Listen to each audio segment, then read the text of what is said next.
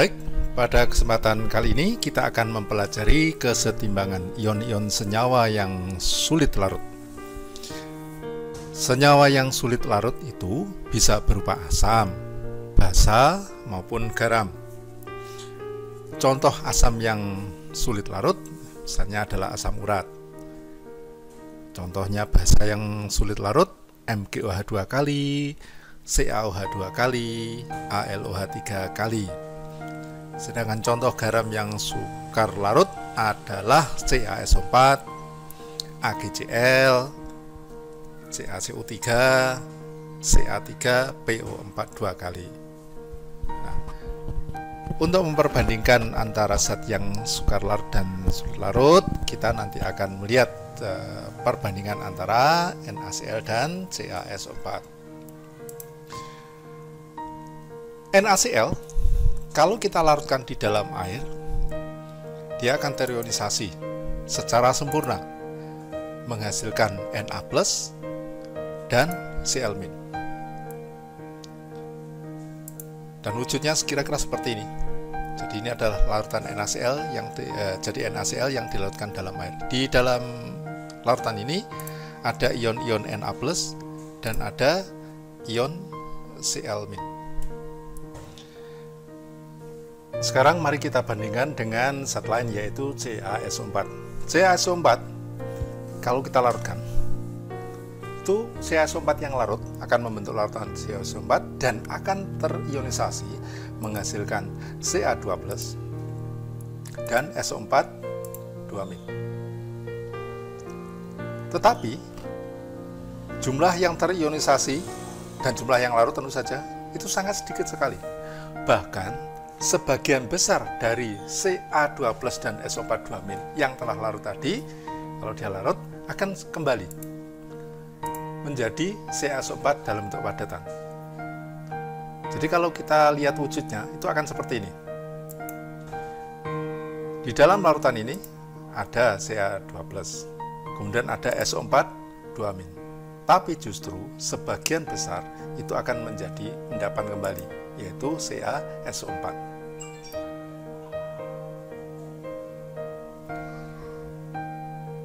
Nah, banyaknya zat yang larut dari zat yang sebenarnya sulit larut ini disebut dengan kelarutan. Jadi kelarutan adalah banyaknya zat yang dapat larut maksimal sampai jenuh dalam sejumlah volume tertentu pelarut. Misalnya, kalau dikatakan bahwa kelarutan CaOH 2 kali itu sama dengan 20 mg per 100 ml, artinya di dalam 100 ml larutan jenuh dari CaOH 2 kali tersebut didapati 20 mg CaOH 2 kali yang bisa larut. Jadi yang larut kalau 100 ml CaOH 2 kali yang larut di dalamnya itu adalah 20 mg. Nah, satuan kelarutan itu bisa mol per liter atau molar, atau bisa mol per volume, volume tertentu ya, bisa liter, bisa mililiter. Kemudian molnya juga bisa mol, bisa milimol, atau bobotnya per volume. Misalnya kalau contoh di atasnya adalah miligram per 100 ml. Berdasarkan kelarutannya, maka suatu zat itu dibedakan menjadi dua, yaitu zat yang mudah larut atau disebut larut gitu ya. Misalnya NaCl, KNO3 itu adalah contoh-contoh zat yang mudah larut. Jadi garam itu kalau kita masak itu bisa sampai orang Jawa mengatakan kasinen, karena NaCl yang larut di dalam masakan kita bisa banyak jumlahnya. Misalnya bikin kuah kebanyakan NaCl, maka bisa larut sampai kasinen, itu orang Jawa mengatakan. Yang kedua adalah zat yang sukar larut. Contohnya AgCl, CaCO3, PbCrO4. Contoh-contoh dari zat yang sukar larut. Oke, sekarang kita coba contoh soal. Dalam larutan jenuh CaCO3, MR-nya 100, terdapat 0,01 molar ion Ca2+. hitunglah kelarutan CaSO4 di dalam 100 ml larutan dalam satuan mol dan dalam satuan gram. Oke, kita kerjakan di papan. Oke, jadi di dalam larutan ini ada ion Ca2+ sebanyak 0,01 molar. Itu dari mana dia asalnya? Tidak lain adalah dari ionisasi sebagian kecil CaCO3 yang larut. Sebagian besarnya tentu mengendap, tapi ada sebagian kecil yang larut dan itu menghasilkan ionisasinya menghasilkan Ca2+ dan CO3 2-. Jadi saya tulis CaCO3 ini berkeseimbangan ya, menghasilkan Ca2+ ditambah CO3 2-. Nah, kalau ini 0,01 molar, dari mana ini asalnya? Dari ionisasi CaCO3. Jadi CaCO3 yang larut itu sebanyak 0,01 molar. Ini yang ditanyakan sebenarnya. Lalu berapa mol? Nah, lihat volumenya. Ternyata volumenya sama dengan 100 ml. Ya, 100 ml. Berapa liter ya? 0,1. Ingat bahwa molar kan sama dengan mol per liter. Jadi mol sama dengan molar kali liter. Kalau begitu berapa mol CaCO3 yang larut? Berarti ya molarnya kalikan volumenya 0,01 molar dikali 0,1 liter. Berarti sama dengan berapa? 0,001 mol. Oke. Lalu sekian ini berapa gram? Untuk jawab yang B. Mol kalau jadi gram kan tinggal dikalikan dengan mR-nya. Berarti sama dengan 0,001 kali mR-nya sudah ada 100, satuannya gram, atau sama dengan 0,1 gram. Ingat, ini adalah di dalam 100 ml sesuai yang ditanyakan. Oke, itu ya.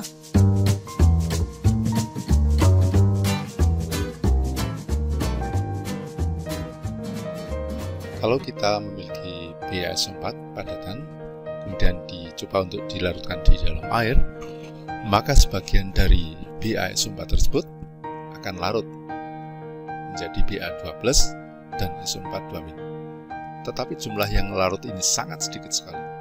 Sebagian besar dia akan tetap menjadi BaSO4 padatan. Jadi seperti gambarnya kalau di dalam larutan tersebut, BaSO4 ini tetap menjadi endapan di bawah, kemudian ada air dan ada Ba2+, ada SO4 2-.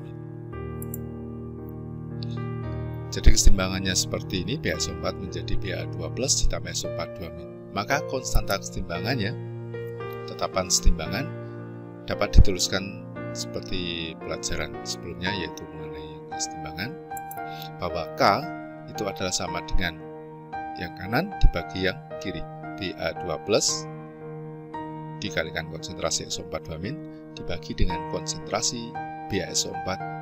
Kemudian persamaan ini kita ubah, yaitu bentuknya K dibiarkan tetap sebelah kiri dan BaSO4 kita juga taruh di sebelah kiri. Maka akan menjadi bentuknya seperti persamaan berikut. Karena konsentrasi BaSO4 yang berupa padatan di dalam air itu dia tetap berupa padatan ya seperti itu aja, maka besaran ini tetap. Sementara K itu ada juga sebuah konstanta. Konstanta dikalikan sesuatu yang tetap, maka itu menjadi konstanta baru, dan konstanta inilah yang disebut dengan KSP. Jadi KSP itu nilainya adalah sama dengan konsentrasi Ba2+ dikalikan konsentrasi SO4 2-. Itu untuk BaSO4. Bagaimana kalau secara umum? Secara umum, jika suatu senyawa dituliskan sebagai AXBY, maka senyawa tersebut di dalam air akan membentuk keseimbangan AXBY berupa padatan, terurai, terionisasi sebagian kecil, menghasilkan A dengan muatan Y+, yang muatannya ini kan angkanya bertukar, ini muatannya A berupa Y+, dan A-nya sebanyak X, maka X A bermuatan Y+, ditambah Y B X-. Dengan pinggan KSP-nya tentu saja adalah kanan, kemudian dipangkatkan masing-masing koefisiennya. Jadi AY plus dipangkatkan dengan X dikalikan dengan B X min dikalikan dengan Y. Itu secara umum KSP-nya adalah seperti itu. Kita lihat contoh sekarang. Tentukan rumus KSP senyawa di bawah ini. 1 ALOH 3 kali dan yang kedua CaF 2 kali. Untuk ALOH 3 kali, maka dia akan terurai, sebagian kecil akan terurai dan terionisasi membentuk keseimbangan ALOH 3 kali menjadi Al3+. Saya sengaja menuliskan angka 1 ini, bahwa Al di sini ada sebanyak 1. Ditambah OH min sebanyak 3. Maka harga KSP-nya tentu saja adalah sama dengan Al3+ pangkat berapa? Pangkat 1 dikalikan dengan konsentrasi OH min pangkat berapa? Pangkat 3. Atau sama dengan Al3+ kali konsentrasi OH min pangkat 3. Al3+ nya pangkat 1. Yang kedua, CaF2 akan terionisasi membentuk keseimbangan dengan Ca2+, kali lagi Ca-nya sebanyak 1 saya tuliskan sengaja, ditambah dengan F min sebanyak 2. Maka harga KSP-nya adalah sama dengan konsentrasi Ca2+ pangkat 1, ini pangkat 1, dikalikan konsentrasi F min pangkat 2. Atau bisa ditulis pangkat 1, nggak usah ditulis ya, seperti ini bersama. Nah, hasil kali larutan, konstanta hasil kali larutan KSP dari sekian banyak zat-zat yang sulit larut itu ada di tabel berikut. Kalau dibutuhkan bisa dilihat datanya dari tabel ini.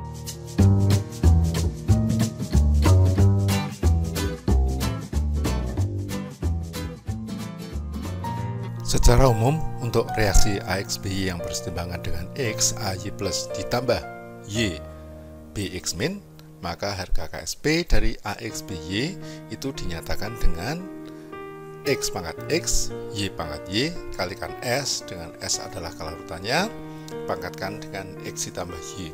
Nah, dari mana asal-usul persamaan ini? Kita lihat uraian berikut. Kalau kita mempunyai AXBY yang sebenarnya dia itu sulit larut, maka sebagian kecil itu akan larut menjadi AY plus sebanyak X, kemudian B X min banyak Y. Dan dari yang larut itu, misalnya kita katakan bahwa yang larut itu sejumlah S molar, maka S ini hilang, dia akan terionisasi. Jadi yang larut tadi terionisasi menghasilkan A sebanyak XS tentu saja, karena ini koefisiennya X, B-nya akan sebanyak Y kali S. Kemudian harga KSP-nya kita sudah tahu di slide sebelumnya bahwa harga KSP dari AXBY adalah konsentrasi AY plus pangkatkan dengan X dikalikan dengan konsentrasi BX min pangkatkan dengan Y. Nah, kalau kemudian ini kita masukkan konsentrasi AY plus itu yaitu XS kemudian BX min sebesar YS, maka akan didapati seperti ini. Jadi AY plus dimasukkan, karena AY plusnya sebesar XS, masukkan pangkat X, kemudian B-nya YS, pangkat Y, dimasukkan. Kemudian ini akan diubah bentuknya, bisa berubah menjadi keluarkan X pangkat X, Y pangkat Y keluar, sehingga S-nya sama dengan menjadi S pangkat X ditambah Y. Itu asal-usul dari persamaan KSP. Sekarang kita lihat contoh soal. Berapa gram kelarutan Ag2CrO4 yang MR-nya 330 dalam 200 ml larutan jika KSP-nya siapa? Ya, KSP dari Ag2CrO4 itu adalah sama dengan 3,2 kali 10 pangkat min 11. Kita lihat dulu ionisasinya sekarang. Nah, ionisasi dari Ag2CrO4. Ag2CrO4 berkesetimbangan dengan 2Ag plus ditambah CrO4 2 min.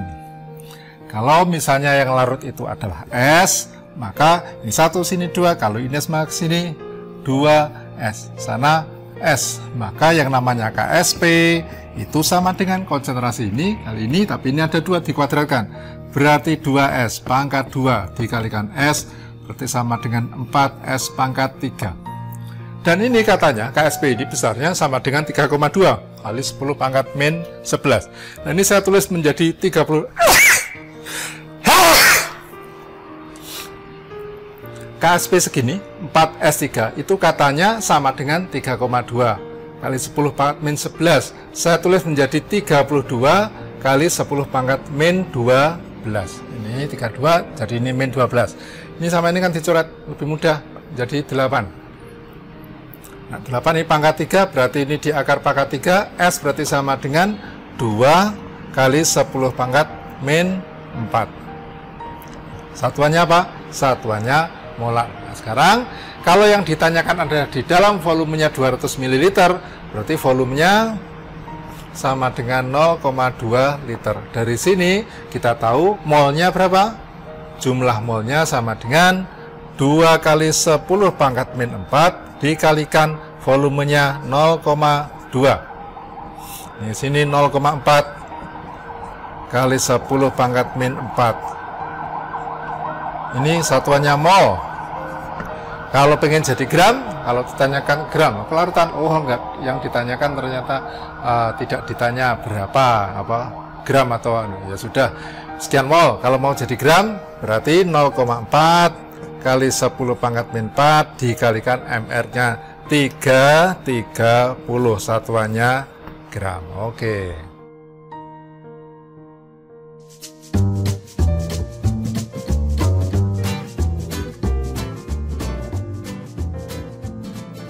Kalau kita memiliki larutan HCl yang dicampurkan dengan larutan perak nitrat, maka ada potensi bahwa akan terjadi endapan AgCl, yaitu yang berasal dari Ag+ yang ketemu dengan Cl-. Ag+ berasal dari AgNO3, sedangkan Cl- berasal dari HCl.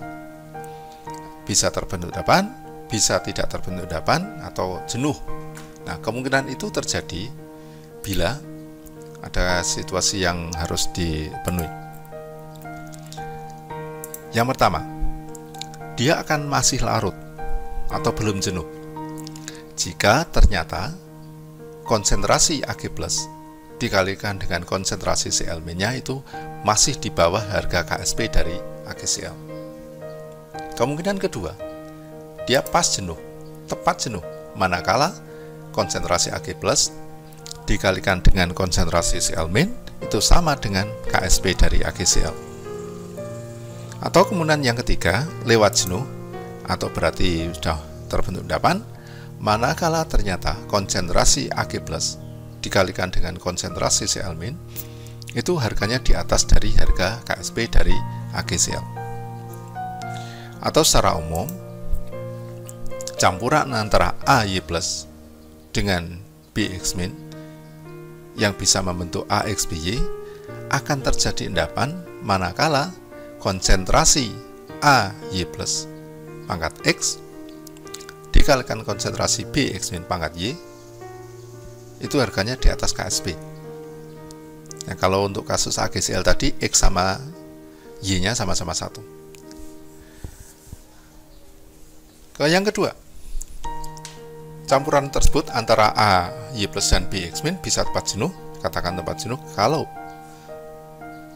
konsentrasi AY+ pangkat X kali konsentrasi BX- pangkat Y harganya sama dengan KSP-nya. Kemungkinan ketiga adalah bahwa belum membentuk endapan jika konsentrasi Y+ pangkat X dikalikan konsentrasi BX- pangkat Y lebih kecil dari harga KSP-nya. Kita lihat contoh soal. Apakah campuran 100 ml dari PbNO3 2 kali yang konsentrasinya 4 kali 10 pangkat min 3 molar dicampurkan dengan 400 ml HCl 2,5 kali 10 pangkat min 4 molar dicampurkan. Jadi kalau kedua larutan ini dicampurkan membentuk endapan apa enggak, dengan catatan bahwa diketahui KSP dari PbCl2 adalah sama dengan 2 kali 10 pangkat min 10. Oke, kita kerjakan di papan.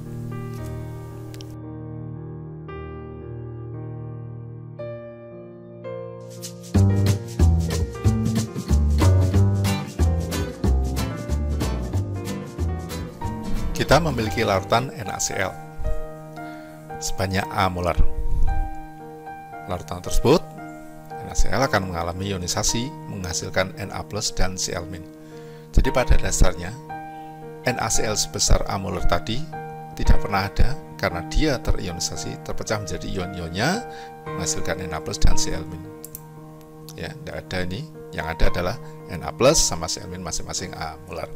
Nah, kalau kemudian larutan ini ketemu dengan larutan AgCl yang pada dasarnya Ag+ dan Cl- itu gampang mengendap.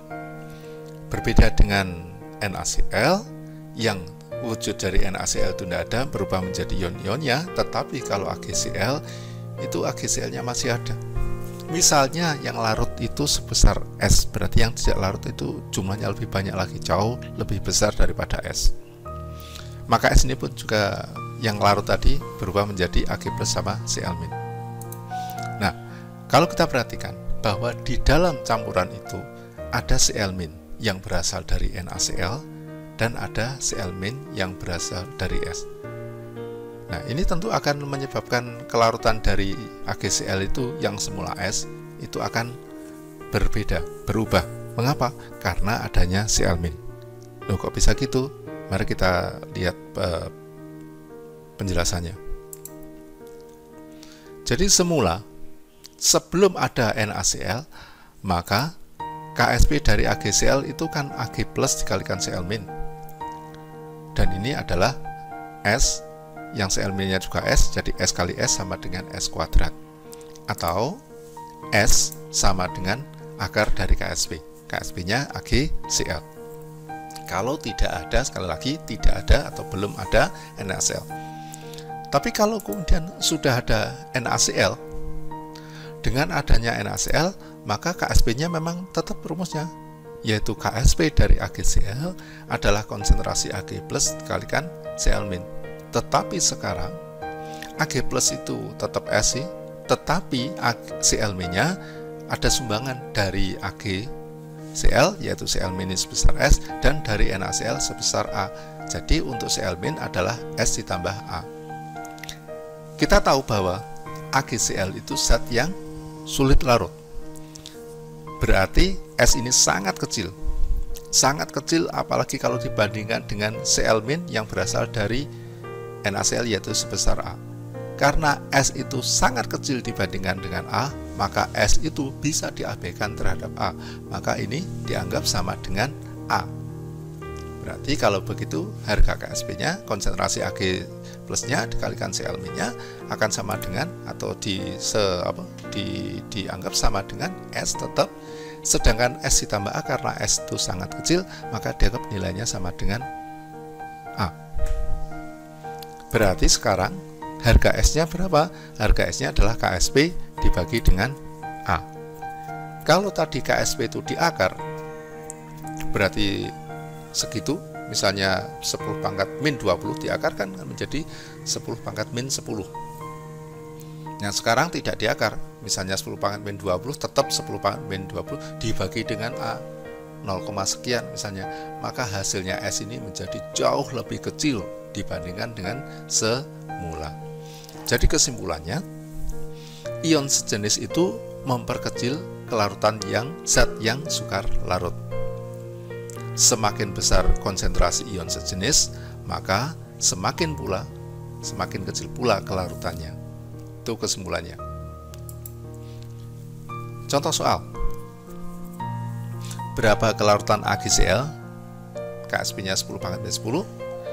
Jika ke dalamnya dimasukkan 0,01 molar NaCl. Oke, kita kerjakan di papan. Kita cari dulu harga es mula-mula. Langsung saja. Berapa kelarutannya jika ke dalamnya berapa kelarutannya jika dimasukkan sekian. Oke, kita lihat ionisasi. Ini KSP segini nih, berarti S-nya berapa? Ya. AgCl terionisasi menghasilkan Ag+ ditambah Cl-. Misalnya ini S, ini S, ini S. Jadi yang larut kecil sekali menghasilkan sekian S, ini S. Berarti KSP-nya sama dengan S kali S, itu nilainya katanya sama dengan 1 kali 10 pangkat min 10. Berarti S-nya sama dengan 10 pangkat min 5. Oke. Nah, ini adalah S saat belum ada NaCl. Nah, sekarang kalau ada NaCl gimana? Di sini ada NaCl. Terionisasi menghasilkan Na+ ditambah Cl-. Kalau ini sebesar 0,01 molar, ini berarti 0,01, ini juga 0,01. Ag+ gak masalah, ya ini Ag+ berasal dari ini saja. Lalu Cl- harus diambil juga dari dua-duanya. Berarti KSP-nya sekarang adalah KGCl kali Cl-, Ag+ kali Cl-, KSP sama dengan konsentrasi Ag+ kali Cl-, Ag-nya adalah S, kemudian Cl-nya adalah S ditambah 0,01. Diabaikan S-nya karena sangat kecil. Nah, ini kecil ya. Awalnya saja 10 pangkat min 5. Dianggap sama diabaikan terhadap ini, berarti kali 0,01. Sehingga sekarang, bentar. Ini KSP-nya ini nilainya sama dengan segini. 10 pangkat min 10. Maka S-nya sekarang setelah adanya NaCl sama dengan 10 pangkat min 10 dibagi 0,01, berarti sama dengan 10 pangkat min 8. Jadi awalnya sebelum ada NaCl itu 10 pangkat min 5 molar, sekarang menjadi 10 pangkat min 8, menjadi semakin kecil.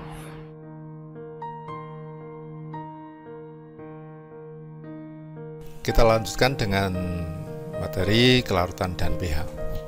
Beberapa senyawa kelarutannya itu dipengaruhi oleh pH.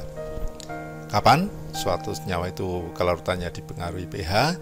Yaitu bila anion senyawanya merupakan basa konjugat dari asam lemah atau basa OH-. Contohnya MgOH 2 kali. Karena dia sendiri adalah suatu basa lemah, maka dia kelarutannya dipengaruhi oleh pH. Jadi kalau ada pH-nya sekian, maka berbeda dengan pH-nya kalau dinaikkan atau diturunkan. Gitu. Oke, kita lanjut. Penggunaan konsep kesetimbangan larutan. Salah satu penggunaan dari konsep kesetimbangan larutan adalah mengurangi kadar logam berat. Mengurangi kadar logam berat di dalam air limbah industri, itu bisa dilakukan dengan cara mengendapkan logam tersebut. Misalnya Pb2+, dia larut di dalam air limbah ya, maka supaya tidak larut, ya diendapkan. Bagaimana supaya bisa mengendapkan? Ya ditambah dengan zat yang bisa mengendapkan dia. Misalnya kalau Pb, tambah dengan Cl- gitu. Maka caranya adalah mengendapkan logam tersebut sebagai basa atau garam yang sukar larut. Oke, saya rasa materi untuk keseimbangan lautan sudah cukup sampai di sini saja. Kita bisa lanjutkan dengan bab yang lain.